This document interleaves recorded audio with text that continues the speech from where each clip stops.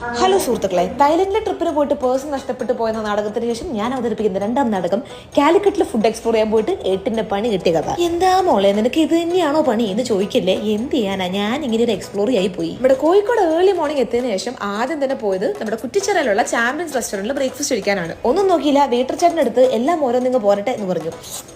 ബീഫിനൊക്കെ എന്താ ടേസ്റ്റ്. പക്ഷെ ഉച്ചയോടുകൂടി അന്തരീക്ഷത്തിന്റെ മട്ടും ഭാവവും മാറുന്ന കാണുന്നില്ലേ. പക്ഷെ അതുകൊണ്ടൊന്നും നമ്മൾ തളർന്നില്ല. ബീച്ച് സൈഡിൽ നിന്ന് ഒരു കല്ലുമക്കായ മേടിച്ചു കഴിച്ചു. രാത്രി ആയപ്പോഴേക്കും ഞങ്ങൾ ഈ ബീച്ച് സൈഡിലുള്ള സ്റ്റോൾസിലേക്കാണ് പോയത്. അവിടെ നിന്ന് ഈ ഒക്ടോപ്പസും അതുപോലെ വാഫിൾസും കഴിച്ചു. ചാറ്റൽമട കൊണ്ട് കഴിച്ചുകൊണ്ടാണെന്ന് അറിയില്ല, കുറച്ച് കഴിഞ്ഞപ്പോഴേക്കും മെയിൽ ആ സകലൊരു വൈക്ലബ്യം. രാവിലെ എണീറ്റപ്പോ ഒച്ച വരുന്നില്ല എന്നുള്ളത് മാത്രമല്ല, മെയിൽ പോലും പൊങ്ങുന്നില്ല. അങ്ങനെ ട്രിപ്പിന് വന്ന എനിക്ക് 3 ട്രിപ്പ് ഇട്ടിട്ട് എണീക്കേണ്ട അവസ്ഥയായി. അങ്ങനെ ഡിസ്ചാർജ് ആയതിനു ശേഷം നേരെ കൊച്ചിക്ക് പോകാൻ ഓർത്തു. പക്ഷെ കോഴിക്കോട് വരെ വന്നിട്ട് ബിരിയാണി കഴിക്കാണ്ട് പോണത് മോശമല്ലേ. ഈ ചെയ്യരുത് എന്ന് പറയുമ്പോൾ നമുക്ക് ചെയ്യാനൊരു ടെൻഡൻസി വരില്ലേ. തണുപ്പുള്ള ഒന്നും കഴിക്കരുതെന്ന് ഡോക്ടർ പറഞ്ഞതാ. പക്ഷെ നമ്മൾ നേരെ വിട്ടത് ഭാസ്കരേട്ടന്റെ സർബത്ത് കടയിലേക്കാണ്. അപാര തിരക്കായിരുന്നു, പക്ഷെ സത്യം പറയാലോ വേർത്ത് വിസിറ്റ് തന്നെയാണ്.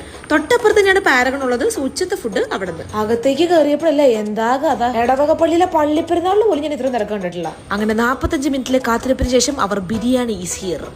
നല്ല കിണ്ണം സാധനം. എന്റെ മുഖത്തെ സന്തോഷം കണ്ടാൽ തന്നെ നിങ്ങൾക്ക് മനസ്സിലാവും. അങ്ങനെ ട്രിപ്പിന് വിരാമം ഇട്ടുകൊണ്ട് നമ്മൾ രാത്രി പോയത് ആലിക്കന്റെ പിസ്ത കടയിലേക്കാണ്.